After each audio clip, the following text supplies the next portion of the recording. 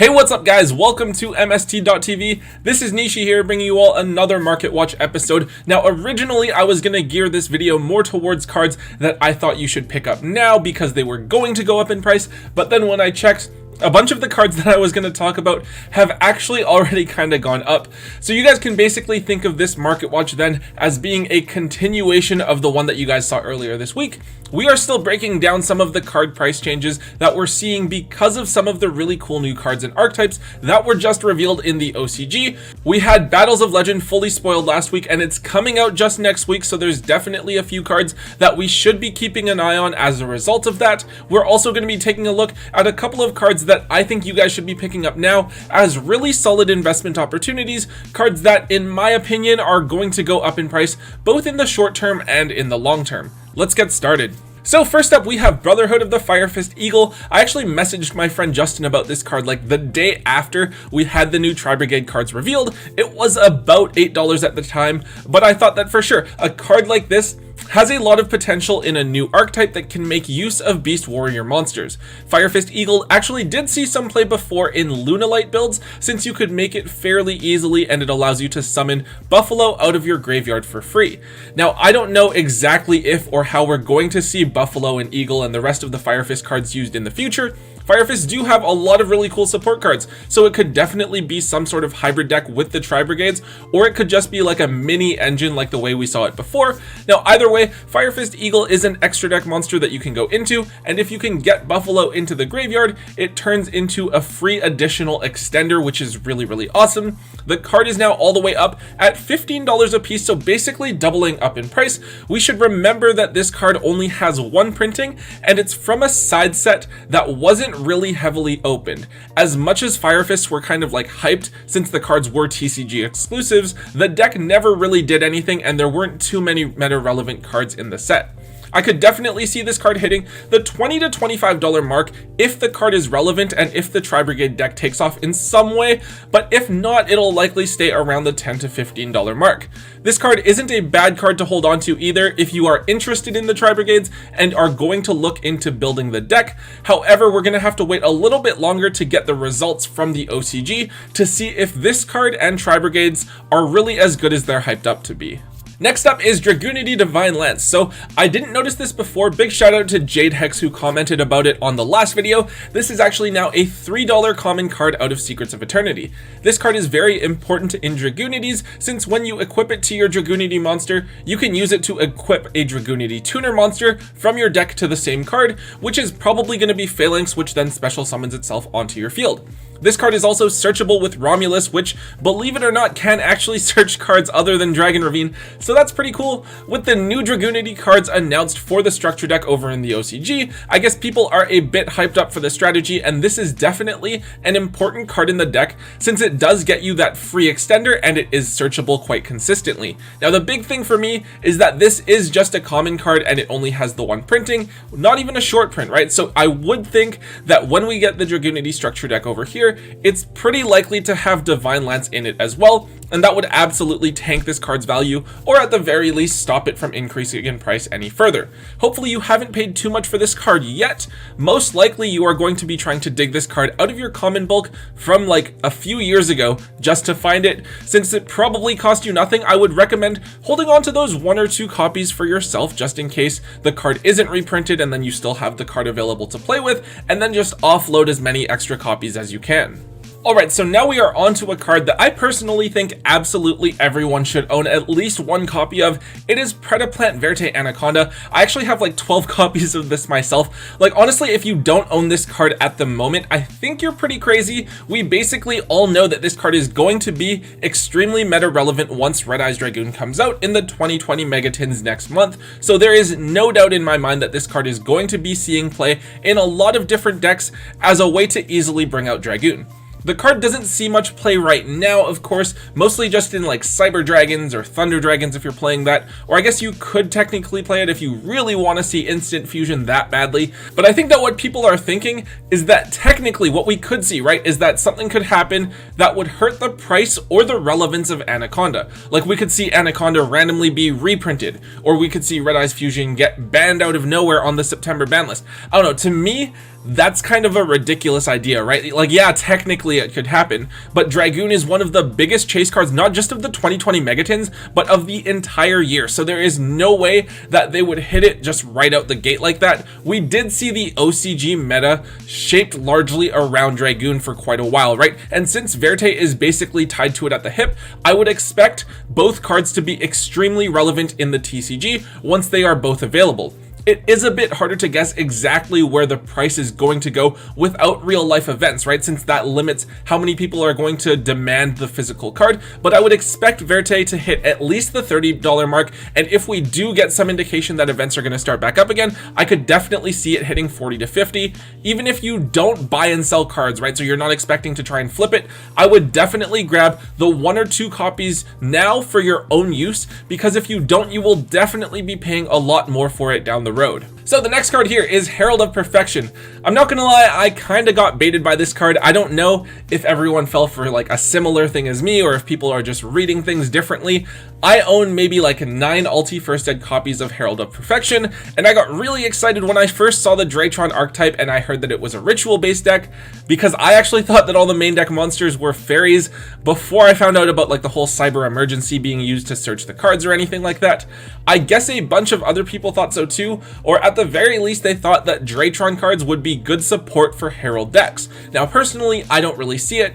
I think that because the Draytrons are machines and not fairies, right? Heralds want fairies so that you can negate with the Herald. The two engines are going to conflict, right? Like, especially if you draw too many Draytron cards, those are just going to be cards that you can't use to pitch for negates with Herald.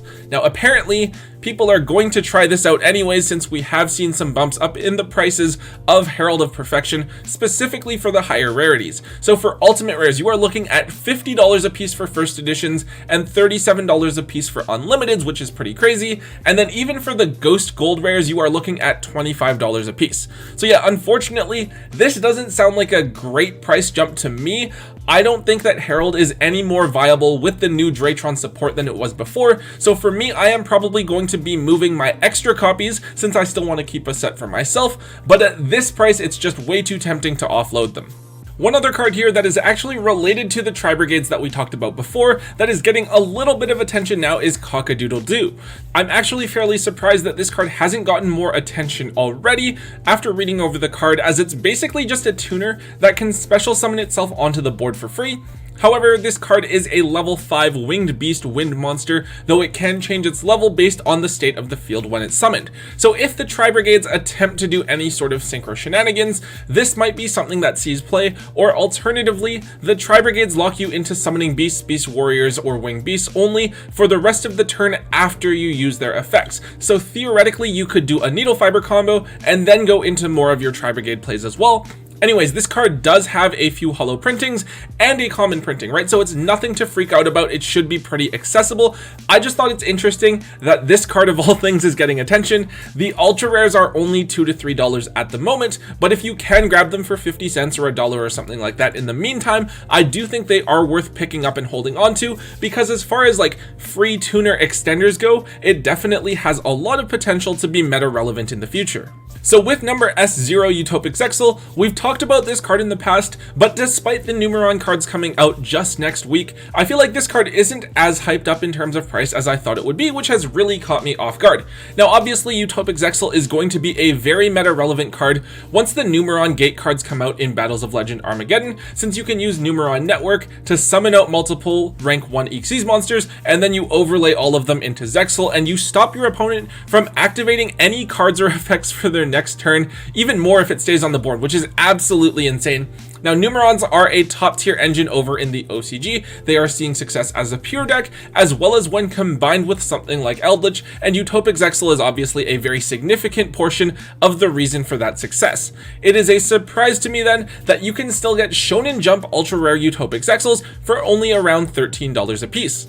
In fact, even the super rares are up at $4 each, and they've been steadily climbing upwards, and I feel like that's a really small price gap for the difference between a super rare special edition promo and a Shonen Jump ultra rare. I feel like the ultras definitely have the potential to hit that $20 to $25 mark, and then even the supers will maybe hit $5 to $6, especially if the Numeron engine is as good in the TCG as it has been in the OCG.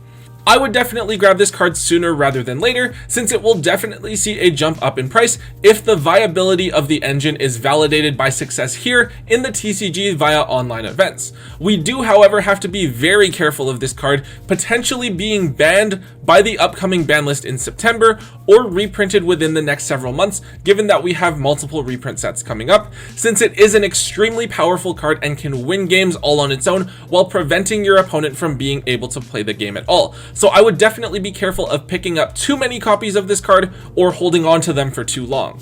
Now, speaking of the Numeron Gate engine, we will briefly touch on Infinitrack Fortress Megaclops here. Now, Megaclops is a card that is being looked at as a potential alternative to Utopic Zexal against certain decks, as a huge 4,000 attack point monster with built-in immunity. If you remember, this card did actually see some play before when Zodiacs topped out of nowhere after Drident was unbanned, so the card has established itself as potentially very scary.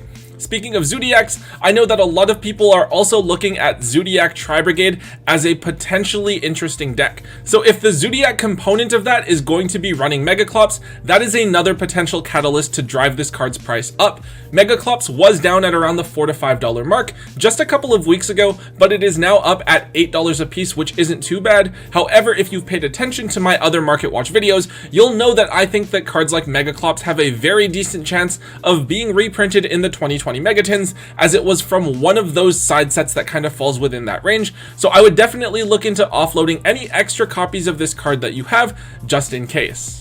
Alright, so this one popped out of nowhere. Apparently people are once again looking at Ixie's Encore, this time as a way to out Utopic Zexal. So this is a pretty interesting tech card that we haven't seen for quite a while, the last time I think being back when we had number 86 Rongo Miniad in the game. This card is cool because it does have that magical line of text on it, saying that cards and effects cannot be activated in response to this card's activation. But really, I think that we're just past the point of Ixie's Encore ever being relevant again. If you do it during your opponent's turn, they get the materials back onto the field and they'd just be able to link them off or do something like that. And even if it's during your turn, I think that better answers definitely exist in the game. Cards like Infinite Impermanence or Forbidden Chalice effectively do the same thing. And then we also have that Forbidden Tears or Forbidden Droplets card coming out in Rise of the Duelist as well. There are just 2 printings of this card available, with the originals up at $11 and the Megaton reprints at about $9. Either way, I very highly doubt that this card is going to see any actual meta play, so this is definitely a card that I would try to offload as quickly as possible while it is hyped up. Alright guys, lastly here, I want to briefly talk about number monsters, specifically like Ultimate Rare First Editions and then occasionally Secret Rare First Editions as well. So looking back at Yu-Gi-Oh, players love to collect sets of things and they like it in high rarities. So for instance, we've seen huge spikes in the prices of things like all the Ghost Rares, we've seen Ultimate Rare Hero Fusions, the Ulti Sacred Beasts and stuff like that. Now personally, I think that Ultimate Rare numbers are basically like the modern equivalent of these older cards. And while there may be a greater quantity of those cards available on the market than those older cards, I do still think that these cards are worth picking up and holding onto for long-term value. The numbers have a lot of appeal to the casual player base because they are iconic cards that make an appearance and have plot relevance on the TV show. I think that all of them do have a lot of upside because when people look back at this Yu-Gi-Oh era 10 years from now, these are going to take on the role of being those really collectible iconic cards. What also helps is that we now have all of the numbers in the game available, I believe, all the way from 1 to 100. So now this gives players a finite set of cards to collect and they can complete their collection actually. So players who are going to look for those odd numbers that they don't have, or they're looking to upgrade to higher rarity ones to complete their collections, will start buying certain ones up. So that will steadily increase the price of these cards over time as well, especially because when it comes to an Ultimate Rare First Edition card, we're probably not getting an exact version of that again reprinted anytime soon. However, I am going to recommend only looking at Secret First Eds or Ulti First Eds from their original sets. Reprints aren't going to be worth nearly as much, and you're more likely to find a collector who wants that original high rarity print than a reprint, especially if it's for their collection. Those are the versions of the cards that will spike in price the highest when they do go up. Even for certain supers or ultras, right? I don't think they're worth grabbing really, even if they are the original print, since if they get a single reprint that's in potentially a higher rarity, it's kind of a toss-up as to which one people will be after, depending on how the cards look. But yeah, 100%. I think that looking at what are basically the modern day equivalents of those really old collectible cards is what you should be looking at if you're planning on investing in Yu-Gi-Oh cards to hold for the long term. Alright guys, that is it for today's episode. There are a lot of things that I think you guys should be picking up now. Because the cards are going to be meta relevant, it's just really difficult to recommend certain things because we don't know when events are going to start back up, right? So that kind of makes it difficult to say, you should go and pick this card up, you should go and pick that card up, because we don't even know if we're going to be able to use those cards within the next like half a year. So that makes it a little bit more difficult. And then we also have so many reprint products coming out all the time. Konami has done an absolutely amazing job this year with all of the different reprint sets, and they've been giving us so many good things. I'm definitely expecting Maximum Gold to be another amazing one, but as a result, that means that we can't necessarily just go out there and pick up all the cards that we want to, because they could very well be reprinted in another one of those sets coming up. But yeah, so anyways guys, I hope you enjoyed today's Market Watch episode as well. If you did enjoy today's video, please be sure to hit that thumbs up button for me. It does help out a ton. Also, make sure you leave that comment in the comment section down below. Let me know what else is going on with the market, what cards you guys are paying attention to, or what cards you guys are looking at investing in for long-term gains. And if you haven't already, please make sure that you hit that subscribe button to get all of the latest videos from both Tombox and myself. And yeah, so until next time, guys, don't forget to hold on to your MST.TV.